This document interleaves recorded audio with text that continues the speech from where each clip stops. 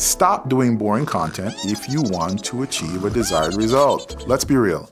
If your content is as dry as a protein bar you left in your car all summer, nobody's clicking your links. So here's how to do it. Pick the right format. YouTube.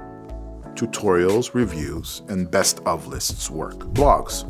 Listicles, how-tos, or in-depth reviews work. Shorts and reels.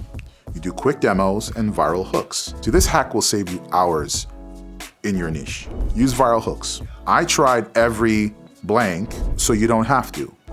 Here's how I achieved blank in blank time.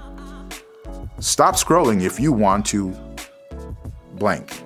Those are kind of the hook structures that work. You gotta hook them in the first 5 seconds. You give them a problem and a solution, a demo or story, and a call to action. Click the link below for the freebie or whatever it is you want to do. Now, SEO. Use tools like TubeBuddy, vidIQ, Google Keyword Planner.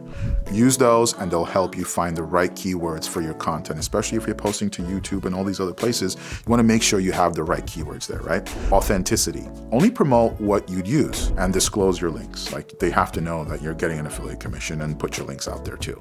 Test and iterate. Double down on what works, because it's just like rinse and repeat, right? Every time you find something that works, just rinse and repeat, do it over and over, and you'll compound your growth.